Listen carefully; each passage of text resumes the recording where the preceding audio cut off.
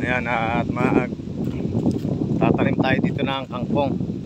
Nalinis na nga pala natin. Napag-grass cutter na natin itong malago dito ng damo. At ito kasi may tubig, irrigation, kayang papasukan ng tubig. May mga talim na natalbos ng kamote. I-develop natin itong kaprasong istaka ng tubig. Magtatag-araw na. Dito lang yung pumapasok ang tubig.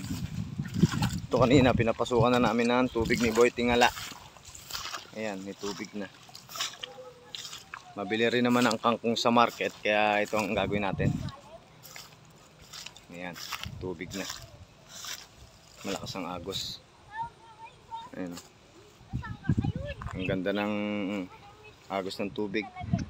Medyo sasala lang natin kasi natakas pa yung tubig dito sa dating imburnal para mapuno. Ito. Ayan. Lalagyan siguro muna natin ng butas doon sa gitnang yon. At maraming mga anak dalag doon, yung similya ng isda. Pwede rin natin ditong alpasan pagka tumaas na ng tubig. Ay, putik ng aking paa. Linaw no? Ha? Linaw no? Linaw. Ganito ang linaw. Ayan no.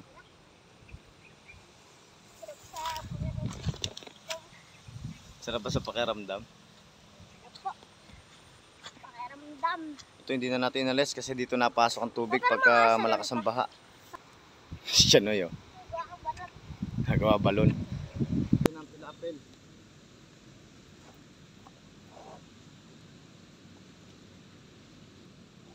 Malambot naman ang lupa.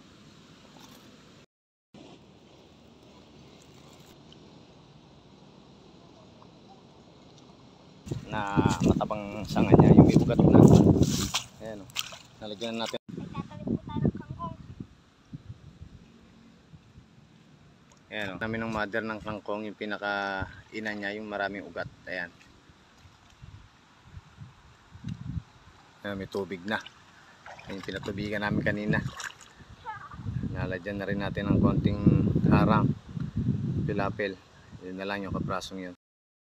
Kaya pinag-grass cutter natin yung damuhan sa may kangkungan para kangkong na lang yung matira.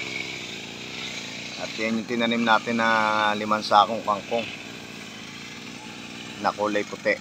Kasi 3 klase yung kangkong dito sa amin. May pula saka medyo violet ang kulay. Ayan si Boy Tingala. Malago na yung kangkong. Tapos ng grass cutterin at pauwi na rin tayo. At madilim na yung paligid. Ang ganda ng kangkong natin, oh. Ayan, oh, tataba.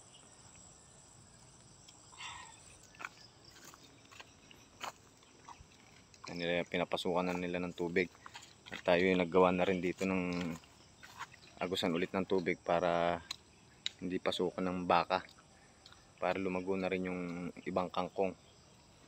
Ito yung tinanim natin na kangkong na 5 sako. Yung kinuha natin doon sa kabilang kalsada. Ayan, malago na. Pwede na maggulay. Maganda, oh. Dati itong fish pan, itong kangkungan na to. Baka pag nagka-budget, maalpasan rin natin ng mga isda to. Ayan. At aayusin pa natin yung mga gilid para hindi tumakas yung tubig. Para naka-level lang. Kasi may tanim rin ditong gagawin. Para hindi malunod yung ibang itatanim na gulay. At yan, hanggang dito na lang at tayo pabalik na. Yan. Yan, pauwi na tayo. At madilim na. Hinintay lang natin si Boy Tingala. Ayan nga pala, nakakuha ko ng makapag-adobo tayo ng kangkong mamaya. Ayan. Tataba ng tangkay niya.